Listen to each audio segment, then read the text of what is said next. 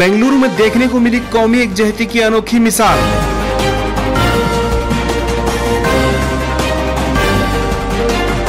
Corona के इस दौर में भाईचारे को फरोग। मजहबी नफरत फैलाकर की जाती थी सियासत, लेकिन चामराजपेट के एमएलए ने एक ही जगह पर जमा किया तमाम मजहब के धर्म गुरुओं को।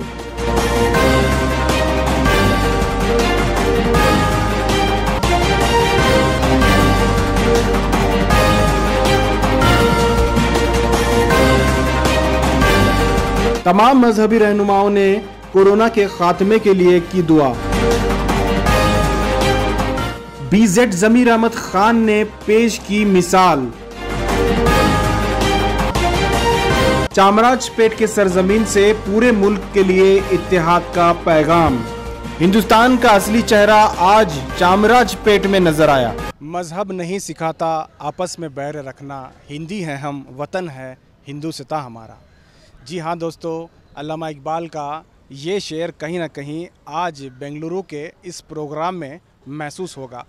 आज बेंगलुरु में बीजेड जमीर अहमद खान जो कांग्रेस के लीडर हैं और चामराजपेट के रुकन असम्बली हैं, इन्होंने एक प्रोग्राम का इनकाद किया है जिसमें तमाम मजहब के मजहबी मकामात में जो पेशवा होते हैं, चाहे वो मस्जिद के पेश इमाम व मुअज्जिनीन हों, मंदिरों के गिरजाघरों के गुरु हों और वहाँ के फादर हों, इन तमाम लोगों को उन्होंने एक ही छत पर बुलाया है और उन्हें इस पेंडेमिक में कोरोना वबा के दौरान मस्जिदें, मंदिरें, गिरजाघरें और गुरुद्वारे तमाम तर बंद हैं। ऐसे हालात में उन्हें जो चंदा मिलता था, उन्हें जो आमदनी मिलती थी, जिससे उनकी तनख्वाहें दिया करते थे, वो ठप होने की वजह से उनकी रोज़ी रोटी चलना, उनकी घर का चूल्हा जलना मुश्किल हो रहा है। ऐसे हालात में इन लोगों को मदद करने के लिए बीजेड जमीर अहमद खान ने अपने हलके के, चामराजपेट हलके के मस्जिदें, मंदिरें, गिरजाघरें और गुरुद्वारे जितने भी हैं उनके कॉन्स्टिट्यूंसी में, तमाम लोगों के जो ज़िम्मेदार होते हैं, ख़ास करके जो मजहबी पेशवा होते हैं, मजहबी रहनुमा होते हैं, ऐसे लोगों को आज बुलाया है।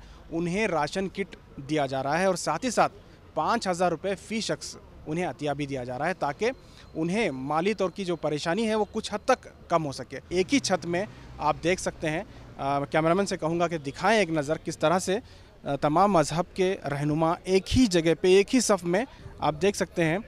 यहाँ पे फादर भी हैं, उलेमा हैं और स्वामी जी हैं और तमाम मज़हब के लोग जो हैं यहाँ आप एक साथ देख सकते हैं। अब इसमें ऐसा नहीं है कि किसी एक मज़हब के लोगों को एक जगह बिठाया गया है, बल्कि तमाम लोग अलग अलग बैठे हैं अपने अपने हिसाब से और तमाम लोगों के पास राशन किट पहुंचा दिया गया है।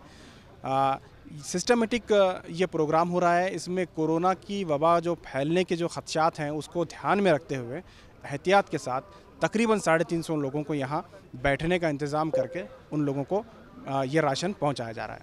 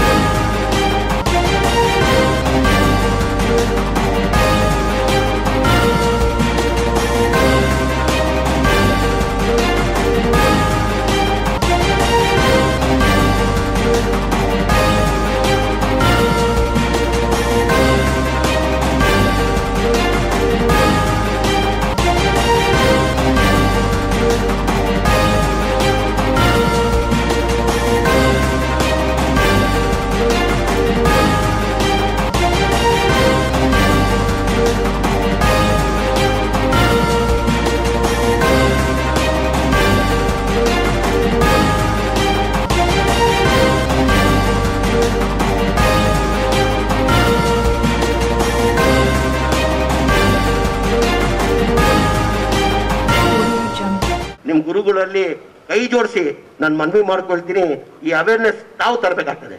ಎಲ್ಲರೂ ಕಡ್ಡಾಯ ಈ ಕೊರೋನಾದಿಂದ ಬಚಾವ್ ಆಗಬೇಕಾದ್ರೆ ಈ ವ್ಯಾಕ್ಸಿನ್ ತಗೊಂಡ್ರೆ ಮಾತ್ರ ಸಾಧ್ಯ ಅಂತ ನಿಮ್ಮಲ್ಲಿ ಕೈ ಜೋಡಿಸಿ ಮನವಿ ಮಾಡಿ ಈ ಕೊರೋನಾ ಆದಷ್ಟು ಬೇಗ ಹೋಗ್ಲಿ ಅಂತ ನಮ್ಮ ಎಲ್ಲಾ ಸಮಾಜದ ಗುರುಗಳಿಗೆ ಒಂದು ಮೈಕ್ ಇಲ್ಲಿ ಕೊಡ್ತೀನಿ, ಒಂದು ಮೈಕ್ ಅಲ್ಲಿ ಕೊಡ್ತೀನಿ। ನಿಮ್ಮ ಧರ್ಮ ಪ್ರಕಾರ ನೀವು ಎಲ್ಲಾ ದೇವರಿಗೆ ಬೇಡ್ಕೊಂಡು ಈ ಕೊರೋನಾ ಆದಷ್ಟು ಬೇಗ ಹೋಗ್ಬೇಕಂತ ಕೇಳ್ಕೊಳ್ಬೇಕಂತ ಮನವಿ ಮಾಡಿ ನನ್ನ ಮಾತು ಮುಗಿಸ್ತೀನಿ। ಜೈ ಹಿಂದ್, ಜೈ ಕರ್ನಾಟಕ, ಜೈ ಮಾತಾ। ಓಂ ಶಾಂತಿ ಶಾಂತಿ ಶಾಂತಿ। अल्लाहुम्मा सल्लि अला सय्यिदिना मुहम्मद व अला आलि सय्यिदिना मुहम्मद व बारिक व सल्लिम। सुब्हान रब्बिका रब्बिल इज्जति अम्मा यसिफून व सलामुन अलल मुरसलीन वल्हम्दुलिल्लाहि रब्बिल आलमीन। ਦੁਆਰੇ ਬਰੇ ਤੇ ਦੇਖੋ ਗੁਬਾਰ ਸਭੇ ਜੀ ਹਮਾਰੇ ਦੇਸ਼ ਦੇ ਵਿੱਚ ਫੈਲੀ ਹੋਈ ਹੈ, ਕਿਰਪਾ ਕਰ ਲਈ ਕੁਦਰਤੀ ਸੇਵਾ को उपराला हो रहा है सच्चे पातशाह कोरोना दे भयानक सत्व पाव प्रणाम मंगलानंद सर्वसिंह परमम हवै मंगल। ये कोरोना आप जहाँ से आए वह चले जाओ चले जाओ चले जाओ। ನಾವು ಭಾರತ ದೇಶದಲ್ಲಿ ನಮ್ಗೆ ಗೊತ್ತಿರೋ ತರ 5200 ಚಿಲ್ಲರೆ MLಗಳಿದ್ದಾರೆ, 520 MP ಗಳಿದ್ದಾರೆ. ಯಾರು ಮಾಡಿದಾರೆ ಕೆಲಸವನ್ನು ನಮ್ಮ ಸಾಹೇಬರು ಜಮೀರ್ ಅಹಮದ್ ಸಾಹೇಬ್ ಮಾಡಿದ್ದಾರೆ. ನಿಜವಾಗ್ಲೂ ದೇವರು ಅವರನ್ನು ಕುಟುಂಬವನ್ನು ಜೊತೆಗಿರುವಂತ ಎಲ್ಲರನ್ನು ಆಶೀರ್ವಾದ ಮಾಡ್ತಾರೆ.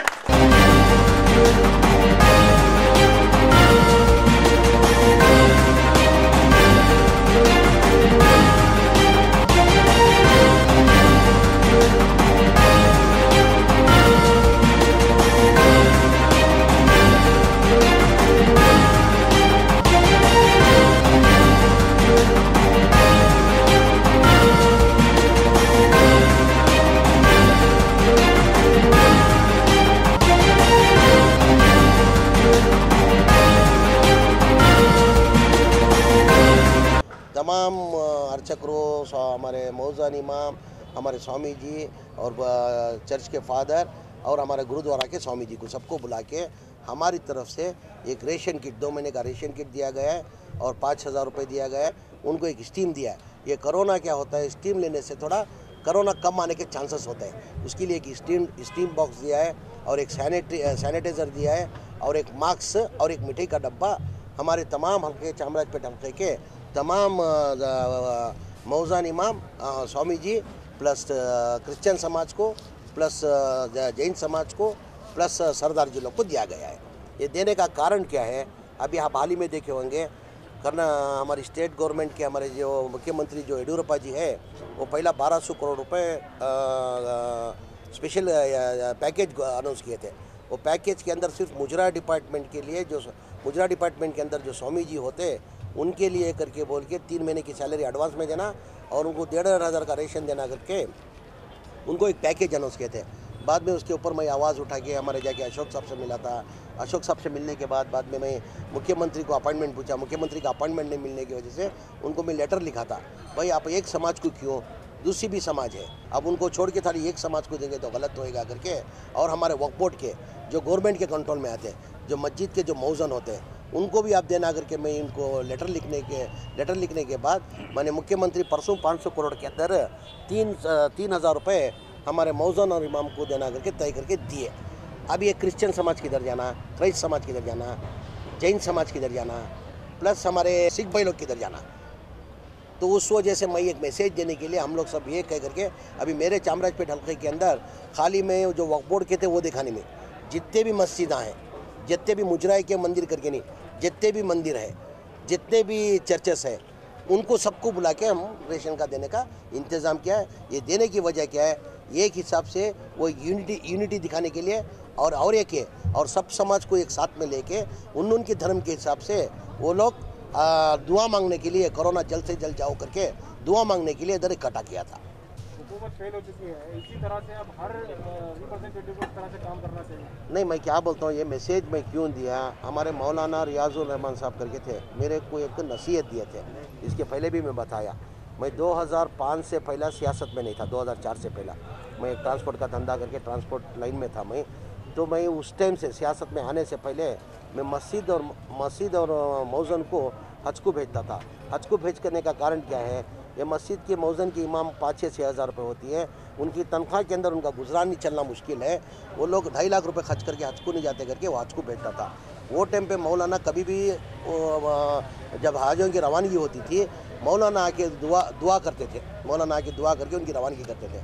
2005 में मैं पहली बार जब MLA बना तो मौलाना दुआ के लिए आए, दुआ के लिए आके बोले ज़मीर कोई माध्यम वाले प्रेस वाले दिख रहे नहीं, कोई अखबार वाले दिख रहे नहीं। तो मौलाना को मैं बोला, मौलाना आप 10 साल से आ रहे हैं, मैं आखिरत की पूंजी के लिए बनमुट्ठी में काम कर रहा हूँ, ये मेरे को इसके अंदर प्रचार नहीं चाहिए, मेरे को आखिरत की पूंजी के लिए मैं कर रहा हूँ।